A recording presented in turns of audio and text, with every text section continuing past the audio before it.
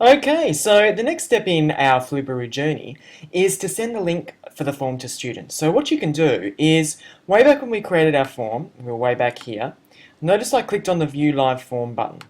When you click on the View Live Form button, you've got a new URL at the top. So what I always do is copy that, go to my email account, and I can then email it out to all of my students. So I can just pop in the address, and then of course within here, within my normal Microsoft Exchange account environment, I've got access to all those groups of students and groups of teachers. So I can easily click on the To button and go through my student address book. So I'm not going to do that now. I'm not going to send out a link like that, but that is one option that you've got. The second option that you've got is you can actually use a URL shortener like Bitly. And what you can do is you can paste your link into Bitly, and then you can customize it. So I can put a customized URL here called sample survey for Flubaroo. Okay, and there we go, that's done it. So then you can actually just write that on the board, and that's really easy for students to be able to find. And so once that's copied, you can actually place that into a new tab. Whoops. Okay, I'll go back and grab that again. And here we go. And hopefully I'll be able to paste that in this time. There we go. Sample survey Flubaroo.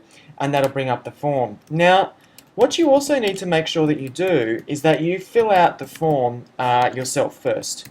Because if you fill out the form yourself first, you've got the correct answers. And you need the correct answers for Flubaroo to work correctly.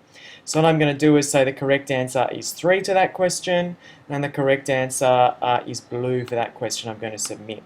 Now, because I also want to make it look a little bit real, I'm actually going to put in a secondary one here as well with my DET account, because one of the really cool things, even though we haven't got Google Apps just yet, you can still use this with your current, personal Gmail account, and students don't need a Gmail account to make this work. So I'm going to get one question right and one question wrong, because these are publicly available, these forms.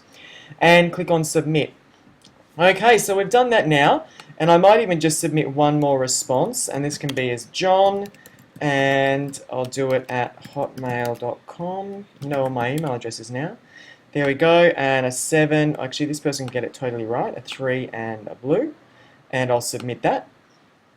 And we're done. So once you've filled out your form, you'll notice that I can now go back to my spreadsheet, and I've got it completely filled out like this. So you've got all the responses inside there, and you can use that data as you want. So already really powerful. But the next step, of course, is to make it even more powerful. But that is our next step.